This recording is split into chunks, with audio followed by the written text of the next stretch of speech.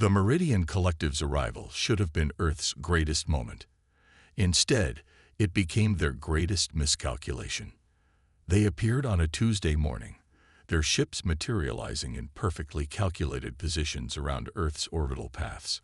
17 vessels, each one a masterpiece of engineering that made humanity's most advanced satellites look like children's toys. They were beautiful in their geometric precision, crystalline structures that seemed to fold through dimensions humans couldn't quite perceive. The Meridians didn't announce themselves with a broadcast or a demonstration of power. They simply began their work, deploying what they called Enlightenment nodes, autonomous units designed to interface with and upgrade primitive technology. This was their way, perfected across thousands of worlds. Arrive, upgrade, integrate. They considered it a mercy, a gift to developing civilizations. The first node descended over Singapore, its crystalline structure pulsing with colors beyond human visual spectrum. It approached the city's main power grid, extending connection tendrils that would begin the forced technological uplift process. The Meridians expected the usual response: awe, perhaps fear, eventually acceptance of their benevolent intervention. What they didn't expect was for their node to freeze mid-descent, caught in an invisible web of quantum fields that humans shouldn't have been capable of generating.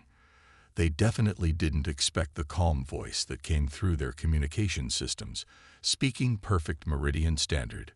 We would appreciate you removing your devices from Earth space. This is your only warning. In their command ship, the Meridian overseer Vascury felt something they had never experienced before: confusion. Their scans had shown a civilization barely reaching for the stars, still relying on chemical rockets and primitive digital systems. Yet here they were, wielding technology that should have been centuries beyond their reach. The humans didn't wait for a response. Across the globe, hidden facilities activated. Quantum entanglement arrays, reverse-engineered from studying fragments of alien technology that had crashed on Earth decades ago, came online. The Meridian's supposedly impenetrable communications network suddenly became transparent to human intelligence systems. Your species profile indicates you should be at least 3 centuries away from developing quantum field manipulation. Vascury broadcast, their message tinged with genuine curiosity. Explain your advancement. The response came not from any government or military installation, but from a small research facility in Antarctica. We learned to ask questions first. Your kind has been visiting Earth for centuries, leaving breadcrumbs. We followed them. We learned. We prepared. Now, one last time. Please leave. But the Meridians had never retreated from a civilization they deemed in need of uplift. Their mission was absolute: to raise all sentient species to their level of advancement, whether they wished it or not. Vascury gave the order to proceed with full deployment. The Meridians launched thousands of nodes simultaneously, targeting every major population center on Earth. They expected their overwhelming technological advantage to simply bypass any primitive defenses. Instead, they watched as their nodes encountered a planet-wide defense system that shouldn't have existed. Quantum fields intercepted and contained their deployment vessels. Advanced AI systems, hidden in what appeared to be simple commercial networks, began disassembling their command protocols. Most surprisingly, human ships that had been completely invisible to their scans, emerged from what seemed to be normal cargo vessels and civilian stations. Dr. Sarah Chen, watching from her command center beneath the Pacific Ocean, allowed herself a small smile. 20 years she had spent leading the Autonomous Defense Initiative, preparing for this moment. The world had called her paranoid when she insisted on developing countermeasures against technologies humans hadn't even encountered yet. Now her foresight was paying off. Initiate Protocol Omega, she broadcast to her global network of facilities. Let's show our visitors why humanity's greatest strength isn't our technology. It's our ability to learn from every encounter. Across the planet, hidden defensive systems revealed themselves. What the Meridians had dismissed as primitive satellite networks suddenly reconfigured into advanced weapon platforms. Commercial space stations transformed into military installations. Every piece of technology they had managed to salvage from previous alien visits, every scrap of advanced science they had reverse-engineered, deployed in perfect synchronization. The Meridians witnessed something unprecedented, a species that had hidden its true level of advancement, that had learned and adapted in secret, preparing not just for first contact, but for the exact form that contact would take. Their entire mission protocol, perfected across thousands of worlds, had been anticipated and countered before they even arrived. Vaskyrie, watching their perfect plan unravel, finally understood their critical error. They had assumed that humanity's visible technology represented their true capabilities. They had never considered that a species might deliberately maintain a facade of primitiveness while developing in secret, learning from the very civilizations that thought themselves undetected. As their nodes fell inactive, and their ships found themselves surrounded by human vessels wielding technologies that matched or exceeded their own, Vaskyrie received one final message. Next time, try asking first. We might just say yes. The Meridian Collective had never encountered a species quite like humanity. As their ships hung motionless in Earth's orbit, surrounded by vessels that had seemingly materialized from nowhere, they began to understand why. Deep beneath the Atacama Desert, in a facility that officially didn't exist, Dr. Marcus Rivera reviewed the data streaming in from Earth's defense grid. The Meridians were attempting to probe their systems, trying to understand how humans had achieved this level of technological advancement without detection. What they found instead were layers of deception so intricate that even their advanced AI systems struggled to comprehend them. They're still trying to access the dummy networks, Marcus reported to the Global Defense Council. They haven't realized that what they think is our real infrastructure is just another layer of camouflage. Humanity's true defense network wasn't a single system, but a living, evolving organism of interconnected technologies. Every attempted alien incursion over the past 50 years had contributed to its growth. Each piece of salvaged technology, each intercepted transmission, had been studied, understood, and improved upon. The Meridian's command ship launched another wave of scanning probes, more sophisticated than the last. These were designed to penetrate any known form of technological concealment.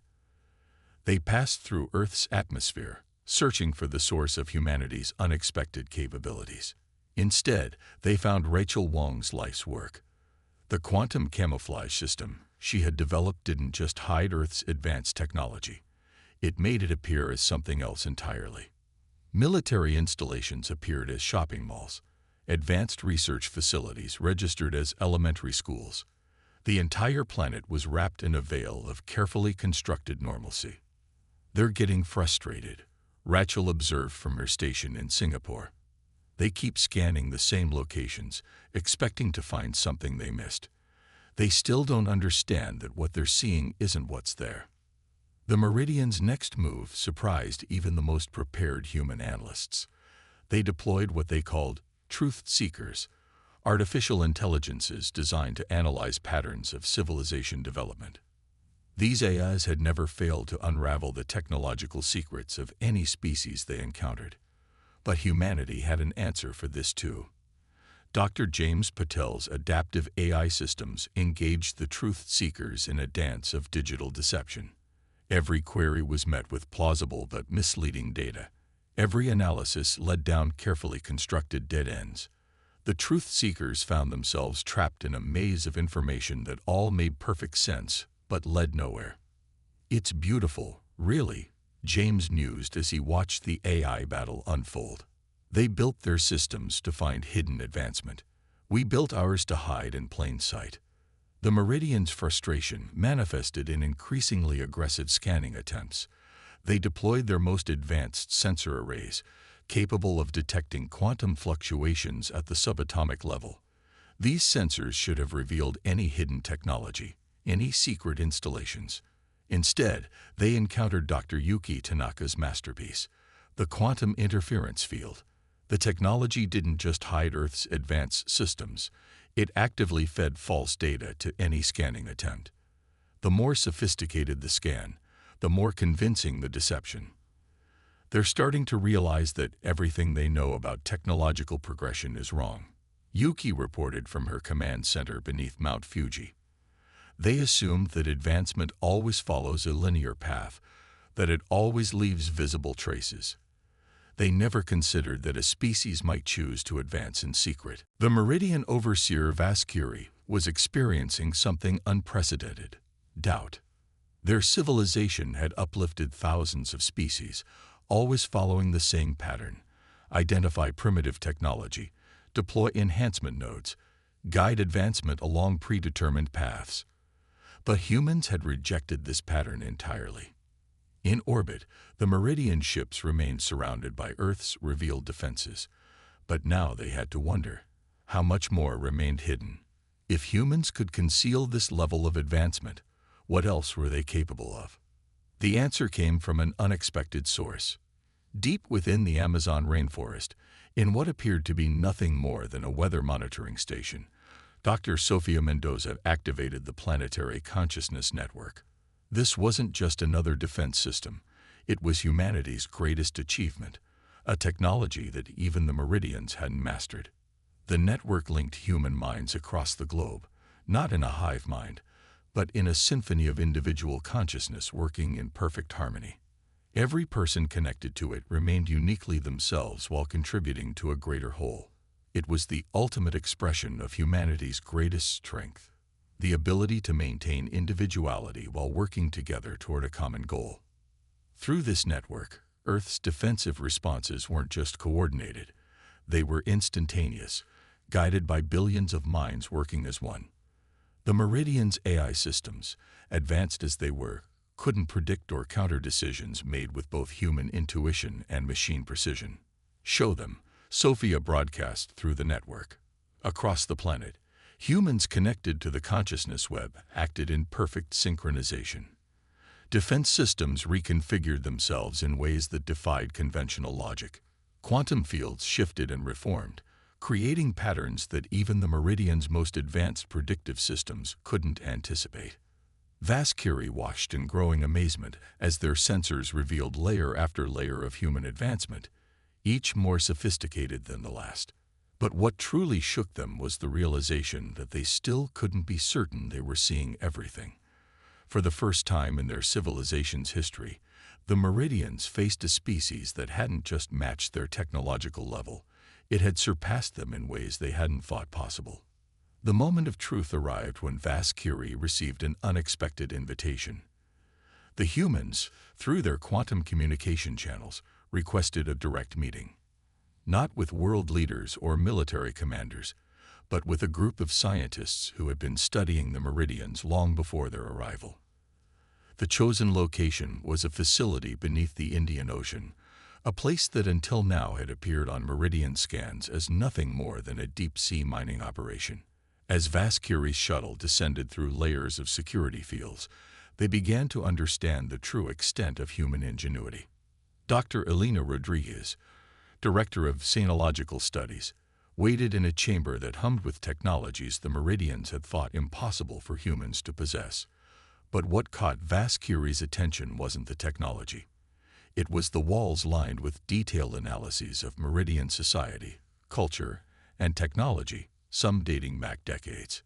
"We've been expecting you for quite some time," Elena said, gesturing to the displays.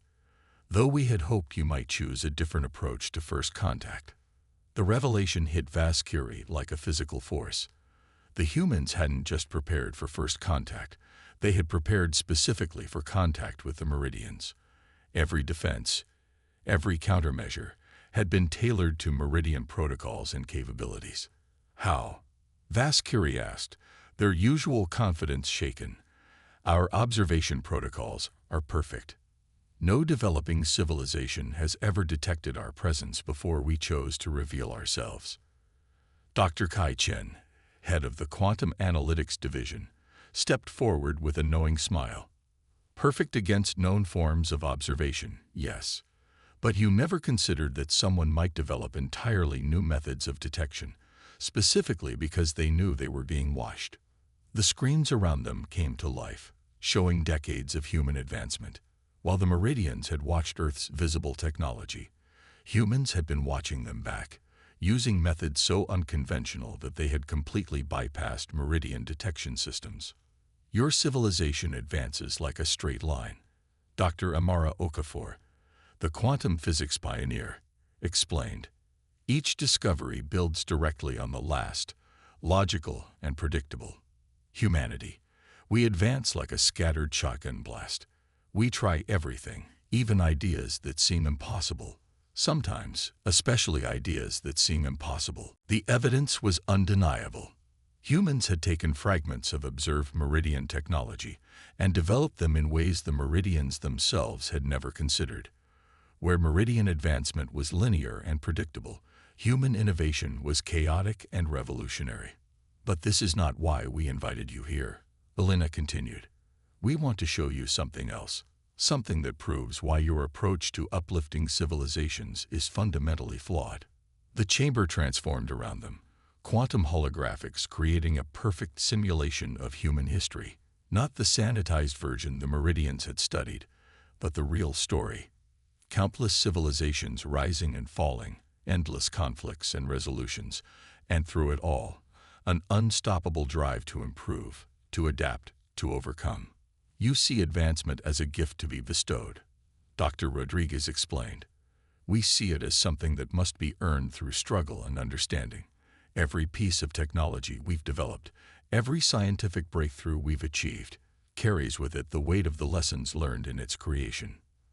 Vascurie watched as the simulation showed human advancement across multiple fields simultaneously, some succeeding, others failing, but each failure contributing to eventual success.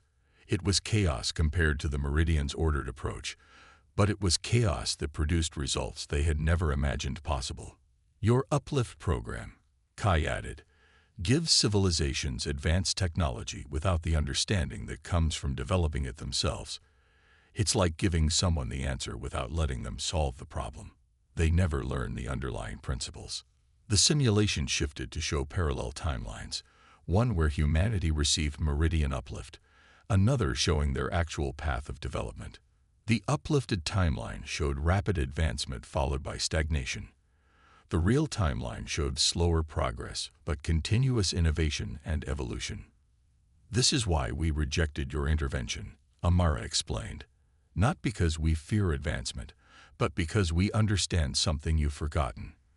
The journey of discovery is as important as the destination. As if to demonstrate this point, the facility's quantum fields shifted, revealing capabilities that even the Meridian's most advanced sensors hadn't detected. Human technology hadn't just matched Meridian advancement. In some areas, it had surpassed it, taking different paths to solve the same problems. We've spent decades preparing for this moment, Elena revealed, not just to defend ourselves, but to show you a fundamental truth. There is no single path to advancement. The diversity of approaches, the chaos of innovation, the freedom to fail and learn, these are not weaknesses to be corrected. They are strengths to be embraced. Vascurie, surrounded by evidence of human ingenuity, faced a decision that would reshape Meridian society. The choice was clear: continue their failed attempt at forced uplift, or acknowledge that perhaps, after thousands of years of guiding other civilizations, it was time for the Meridians themselves to learn something new. Humanity's counterstrike began not with weapons, but with an idea. As Vascurie processed the revelations from the underwater facility, the true nature of Earth's response unfolded across the galaxy. Dr. Maya Patel stood before the holographic display in the Global Defense Council chamber, watching as thousands of stealth probes, launched years ago, activated simultaneously throughout Meridian space. These weren't weapons. They were libraries, containing the complete history of human scientific advancement, including all the failures, dead ends, and unexpected discoveries. The Meridians believe in giving civilizations the answers.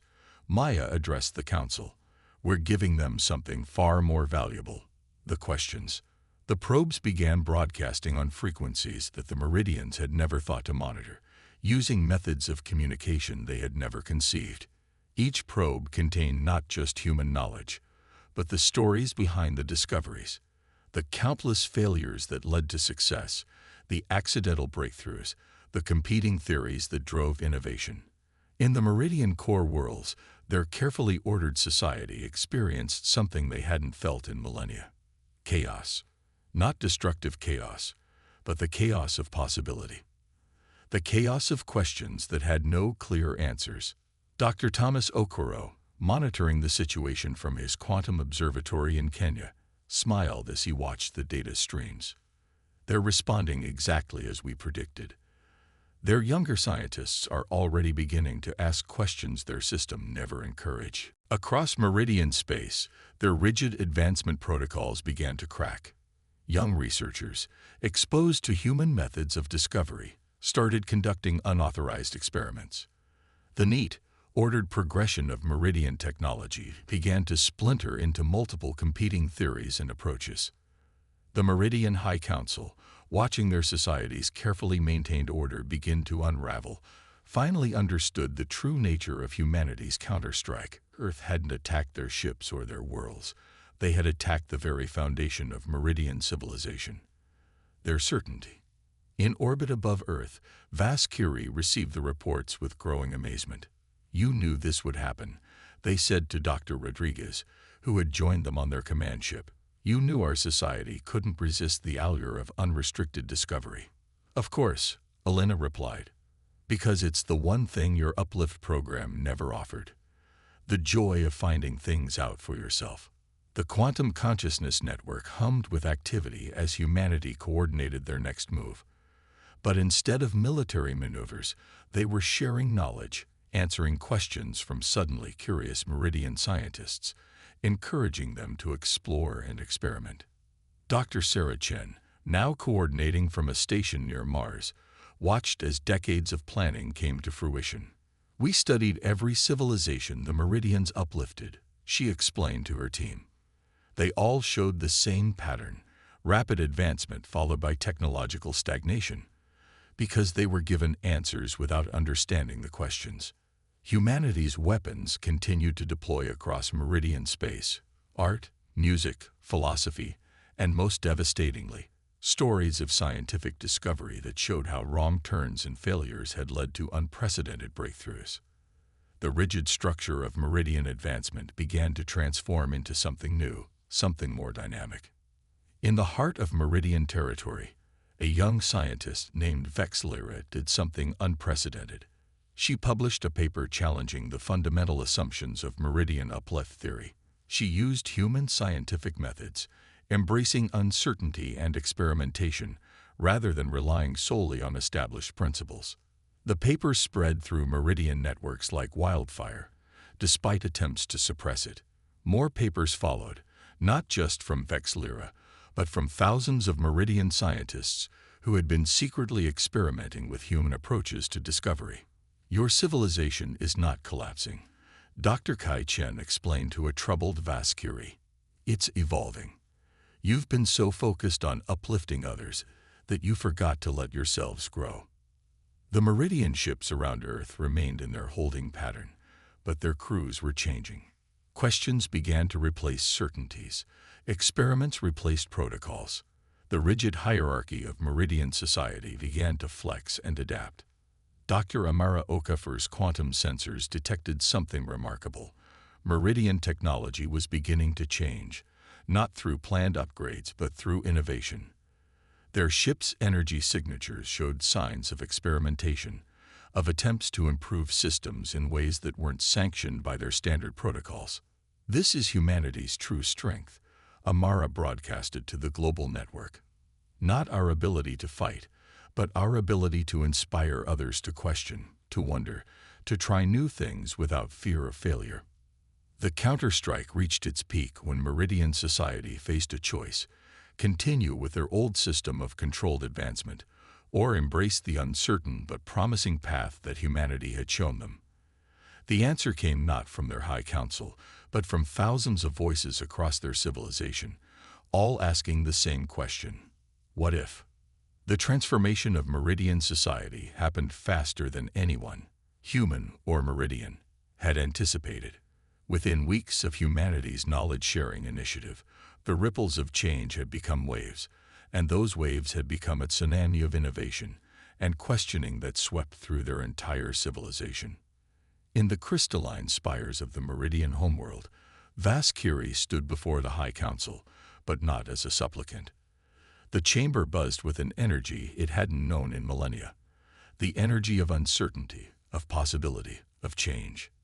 "We were wrong," Vaskiri announced, their voice carrying across the quantum channels to every Meridian world. Not just about humanity, but about the very nature of advancement itself. On Earth, Dr. Elena Rodriguez and her team watched the broadcast through their quantum interfaces. The culmination of humanity's greatest gambit was playing out before them, not the defeat of an enemy, but the evolution of a potential ally. For 10,000 years, Vaskiri continued, "We have moved through the galaxy as teachers, believing that our path was the only path. Humanity has shown us the fundamental flaw in our thinking. They have taught us what we had forgotten, that true advancement comes not from following a predetermined path, but from the freedom to forge new ones."